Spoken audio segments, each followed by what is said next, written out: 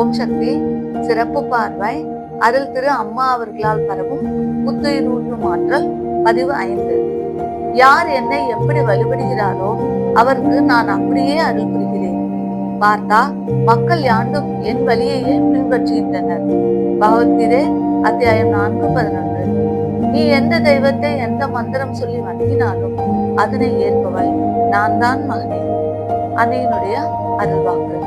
நாம் தற்பொழுது ஆழ்ந்து கவனிப்போம்.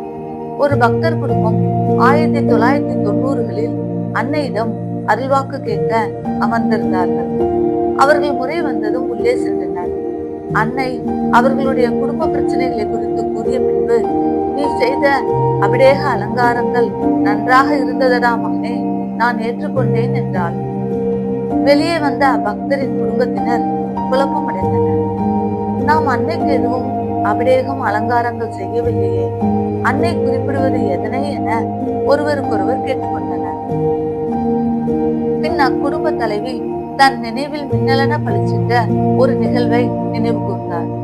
நாம் நம் ஊரில் உள்ள கோவிலில் முருகப்பெருமானுக்கு அபிடேகம் செய்து ராஜ அலங்காரம் செய்வித்து சண்முக அர்ச்சனை செய்தோமே, அன்று கூட செவ்வாடை தொண்டர்கள் அந்நிகழ்வில் பெருமளவு கலந்து கொண்டார்களே, அதனை தான் அன்னை குறிப்பிட்டு கூறியிருப்பார்கள் என மகிழ்வுடன் நினைவூட்டினார். உலகில் எங்கோ ஒரு மூலையில் சிறு கோயிலில் நடைபெற்ற இந்நிகழ்வினை அன்னை ஏற்றுக்கொண்டது அருள்வாக்கின் வழியே அக்குடும்பத்தார் உணரும் வண்ணம் வெளிப்படுத்தப்பட்டது.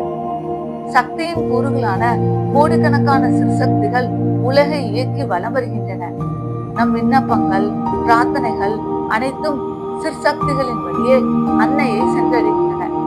அன்னை தரும் பதில் மீண்டும் சிற்சக்திகளிடம் வந்து அச்சக்திகளின் வழியே நாம் பயனடைகின்றோம். இத்தொடர்பு முறைகள் காலப்போக்கில் வலுவிழந்தன.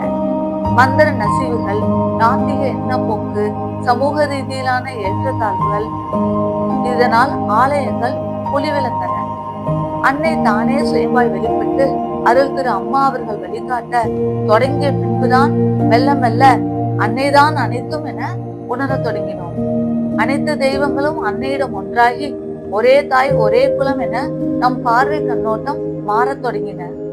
இது ஒரு வகையில் நாம் பல இடங்களுக்கு இறைவனை தேடி அலையாமல் சேவையில் ஈடுபடவும் ஆன்மீக கருத்துக்களை புரிந்து உணரவும் வாய்ப்பளிக்கின்றது. மக்கள் யாண்டும் என் வழியையே பின்பற்றுகின்றனர் என கீதையில் பகவான் கிருஷ்ணர் அருளியுள்ளதும் அனைத்தும் ஒன்றே என்னும் பொருளை நமக்கு உணர்த்துகிறது. பல ஆண்டுகளுக்கு பிறகு நம் மனம் பக்குவமடைந்த பின்பு அனைத்தும் ஒன்றே என்னும் உணர்வு நம்முள் எழுகின்றது. அன்னையை நாடி வந்த பின்பும் கூட பிரச்சனைகள் தீராமல் தொல்லை தர வேறு இடங்களை நாடி சென்ற பக்தர்கள் அங்கும் குறை தீராமல் பின் அன்னையிடமே சரணடைகின்றார்கள். சரணாகதி என்பதன் முழு பொருள் என்ன என்பதை நாம் அடுத்த கட்டுரையில் காண்போம். தொடர்ந்து கவனிப்போம். கவனித்து அறிந்து கொள்வதற்கு நன்றிகள். ஓம் சக்தி.